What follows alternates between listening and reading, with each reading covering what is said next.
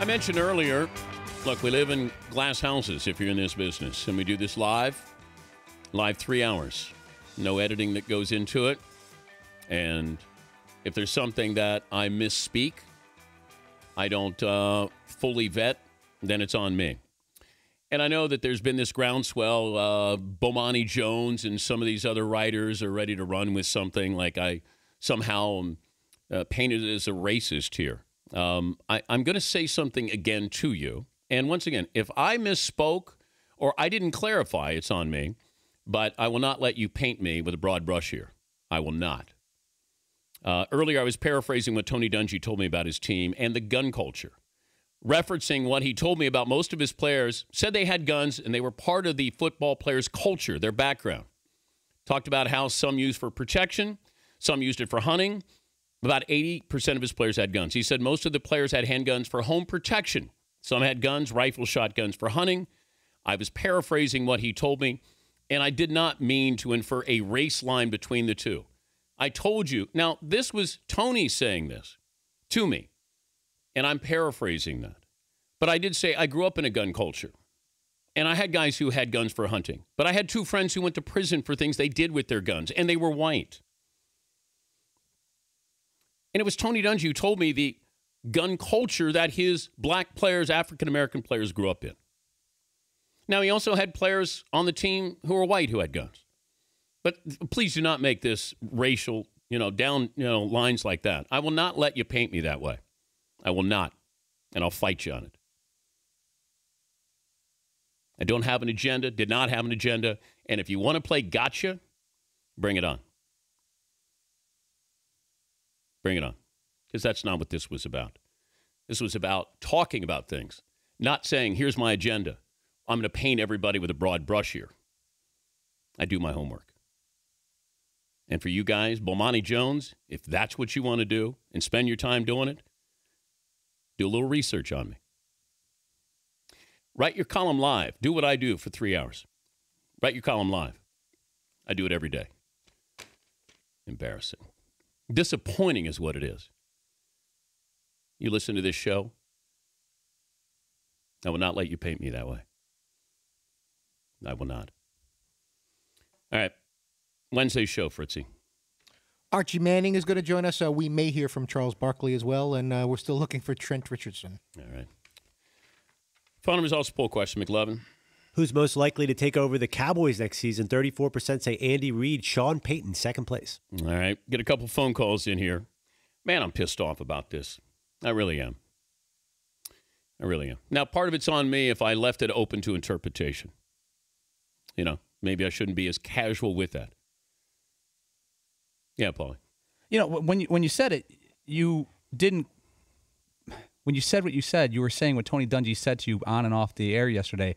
And I guess you could have referenced exactly that he was the source of your description of the gun culture. Because you said it, and Tony Dungy, it's funny that he would be okay to say it, even though you're saying the same exact thing, and you're basically just quoting what he said to us. Yeah, this wasn't to paint black people as the only ones who have guns who kill people. God, we got to be smarter than this, right? That's a pretty big leap of faith. That only white people have guns for hunting and protection. Black people have it to be malicious. It's not what I said.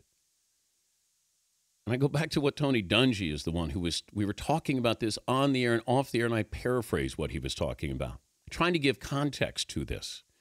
But all of a sudden people want to hear something. And it's all about gotcha. That's the disappointing part of this.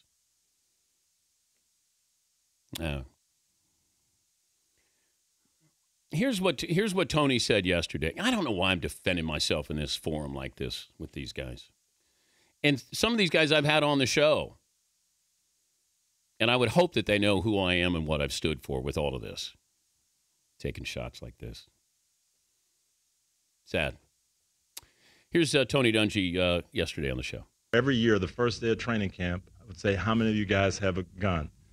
And 3/4 of the hands go up. Every year. This is your team with the Colts. With the Colts. Every year, hey, first day, who's got a gun? They all the hands go up. You say, okay, here's the deal. We got to get them registered in Indiana. We've got to follow all the rules. You've got to know that you can't have it on NFL property. You can't take it to away games. You can't bring it to the facility. If you've got it here in training camp, we've got to lock it up while you're here. Go through all those things. And it wasn't explained to him, hey, you shouldn't have a gun. That was passed, okay? But you, as part of your job as coach, you don't give your opinion on that? You talk about that, but, hey, that's passed. Coach, you're living in another world, okay? I've had a gun since I was X years old. I'm going to keep a gun. I'm always going to have a gun to protect my family. I'm going to have a gun when I go out on the street in Indianapolis. And this is everybody. This is not one person. But why? Do they tell you why? They feel like they need protection. And some of them have grown up this way. You know, everybody else had a gun, so I've had a gun. We talked on the air, and then before Tony left, we talked off the air. And that's what I was trying to paraphrase, trying to put it into words. But in no way am I painting somebody as it's good versus bad. You use guns for good reasons. You use guns for bad reasons. You know, that's not what this is. But if you listen to it, if I left it open, then it's on me. But that's where I'm explaining it now. And for you people who have agendas, I'm telling you what exactly I'm feeling about this. This was not about black-white. But I said people will look at it that way. And it shouldn't be. The bigger issue was, and you guys who think you got me with this, domestic violence has no color. It's everyone. That's the bigger picture that I tried to talk about. Any other questions? You can find me. We'll talk about it. Not afraid, not running from it, but I am trying to clarify it. Not afraid to talk about racial issues, but I want to make sure that what I'm saying is being interpreted, characterized in the correct way. That reflects me. And I don't think this is, if that's the case. And Seton brought it to my attention that, you know, there's a groundswell there with some guys who were tweeting about this, and everybody wants to have a crusade and a campaign. And, you know, I'm not afraid of that because I know where I am, I know who I am, what I've said, and what I will continue to say. I make no apologies.